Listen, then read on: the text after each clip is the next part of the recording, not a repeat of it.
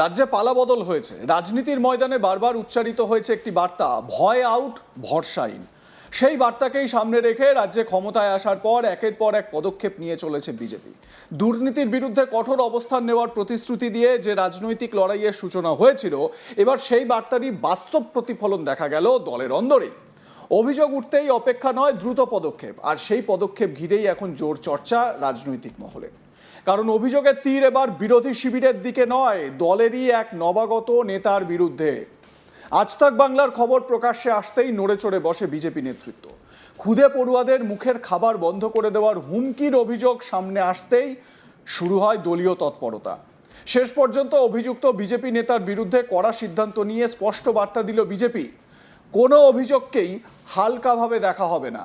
বীরভূমের দুবরাজপুর বিধানসভার অন্তর্গত মেটেলা হাই স্কুলকে ঘিরে এই বিতর্কের সূত্রপাত। অভিযোগ, স্কুলের প্রধান শিক্ষক তৃণমূল ঘনিষ্ঠ এবং তৃণমূলের শিক্ষা সেলের সঙ্গেও যুক্ত ছিলেন। স্কুলে চাল চুরির অভিযোগ তুলে দুবরাজপুর বিডিওর কাছে অভিযোগ দায়ের করেন স্বনির্ভর গোষ্ঠীর মহিলারা। সেই অভিযোগের পরই পরিস্থিতি নতুন মোড় নেয়। অভিযোগকারীদের দাবি, তাদের ফোন করে হুমকি দেন নব্য বিজেপি নেতা রৌগিক মণ্ডল। শুধু তাই নয়, স্কুলের রান্না বন্ধ করে দেওয়ার হুঁশিয়ারিও দেওয়া হয় বলে অভিযোগ।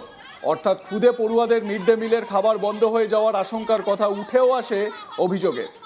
এই ঘটনা জানাজানি হতেই আজ তাক বাংলা এই খবর সামনে আনে। খবর প্রকাশ্যে আসার পরই বিজেপি নেতৃত্ব বিষয়টিকে গুরুত্ব সহকারে বিবেচনা করে। দলের ভাবমূর্তি এবং সরকারের ঘোষিত অবস্থানের সঙ্গে এই ধরনের আচরণ একেবারে অন্যায় বলেই মনে করা হয়। এরপরই অভিযুক্ত রৌগিক মণ্ডলের বিরুদ্ধে শাস্তিমূলক ব্যবস্থা গ্রহণ করা হয়।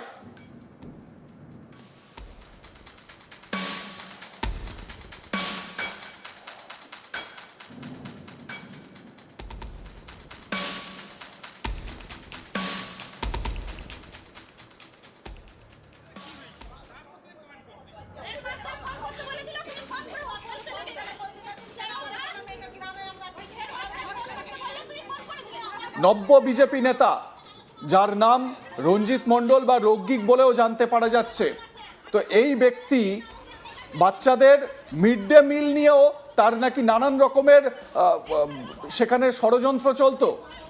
তো এ বিষয়ে আমার সহকর্মী শান্তনু হাজরা তার প্রতিবেদনে কি বলছেন, আসুন শুনে নেওয়া যাক। আজ তাক বাংলার খবর প্রকাশিত হওয়ার পর ভারতীয় জনতা পার্টির নেতৃত্ব একেবারে অ্যাকশন মুডে। হ্যাঁ, এমনই একটি খবর প্রকাশিত হয়, তারপর দেখা যায় যে ভারতীয় জনতা পার্টি অ্যাকশন মুডে। দেখা গিয়েছে যে নব্য বিজেপি, যারা তৃণমূল থেকে বিজেপি হয়েছে এবং বিজেপি হওয়ার পর সে একই পুরনো কায়দাতেই যাদের থ্রেড কালচার, সেই থ্রেড কালচার কিন্তু চালিয়ে যাচ্ছে। এমনই এক অভিযোগ স্বনির্ভর গোষ্ঠীর মহিলা, অর্থাৎ মিড ডে মিলে যে রাঁধুনি রয়েছে সেই রাঁধুনির। ঘটনাটি ঘটেছে বীরভূম জেলার দুবরাজপুর বিধানসভার অন্তর্গত মেটেলা গ্রাম হাই স্কুলে। মেটেলা হাই স্কুলে দেখা গিয়েছিল যে স্বনির্ভর গোষ্ঠীর মহিলা চৈতালি বাউরি, তিনি কিন্তু অভিযোগ করেছিলেন স্থানীয় বিডিওর কাছে যে এই হাই স্কুলে চাল চুরির সাথে যুক্ত রয়েছে এই স্কুলের প্রধান শিক্ষক। আবার এই প্রধান শিক্ষক কিন্তু তৃণমূলের শিক্ষা সেলের সাথে যুক্ত ছিল এবং তৃণমূলের সাথেও কিন্তু তিনি যুক্ত ছিল, এমনটাই কিন্তু স্থানীয় সূত্র মারফত খবর আসছে।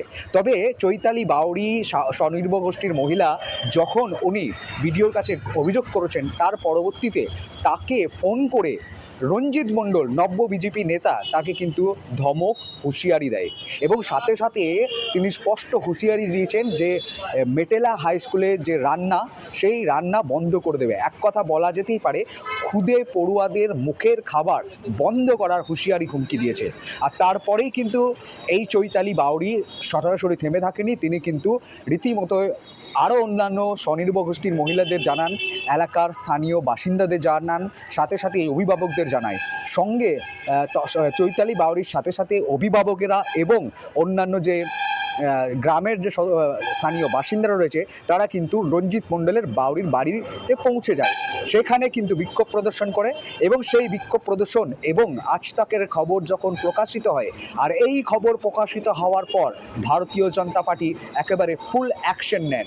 এই রঞ্জিত মণ্ডলকে কিন্তু শোকজ করা হয়, সাথে সাথে 15 দিনের জন্য তাকে কিন্তু উত্তর দিতে হবে কেন এই চাল চুরির কাণ্ডের সাথে তিনি জড়িত হয়েছেন এবং কেন তিনি ওই প্রধান শিক্ষকের হয়ে একজন স্বনির্ভর গোষ্ঠীর মহিলাকে এ ধরনের হুমকি দিয়েছেন, তার যথার্থ উত্তর কিন্তু তাকে 15 দিনের মধ্যে জানাতে হবে, এমন কিন্তু স্পষ্ট এবং কড়া হুঁশিয়ারি দিয়েছে।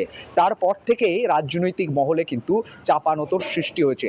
দেখা গিয়েছে বঙ্গে পালাবদলের পর তৃণমূলের যারা কর্মীকর্তারা রয়েছে তারা কিন্তু মরিয়া হয়েছে একেবারে ভারতীয় জনতা পার্টিতে প্রবেশ করার জন্য।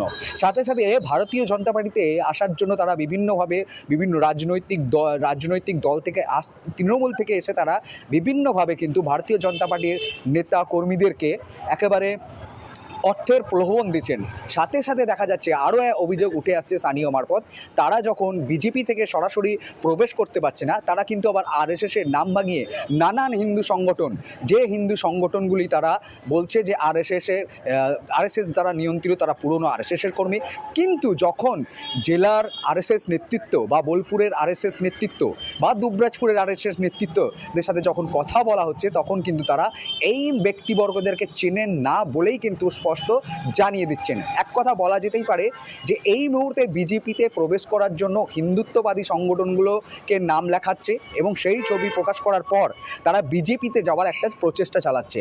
কিন্তু ভারতীয় জনতা পার্টি এবং আরএসএস একেবারে স্পষ্ট ভাষায় বলে দিয়েছে যে কোনোভাবেই কোনো ব্যক্তিবর্গকে, দুর্নীতিবাজকে কখনোই দলে কিন্তু জায়গা দেওয়া হবে না। রীতিমতো এই ঘটনায় একেবারে চাঞ্চল্যকর পরিবেশ তৈরি হয়েছে। সাথে সাথে কোনো দুর্নীতিগ্রস্তর বিরুদ্ধে অভিযোগ করলে তার পাশে যে তৃণমূলের নেতা সদ্য হঠাৎ বিজেপি হয়ে একেবারে যখন তার পাশে দাঁড়াবে বা তা হয়ে ওকালতি করবে, তাহলে তার বিরুদ্ধেও কিন্তু পদক্ষেপ নেবে ভারতীয় জনতা পার্টি। তার উদাহরণস্বরূপ হচ্ছে এই দুবরাজপুরের ঘটনা।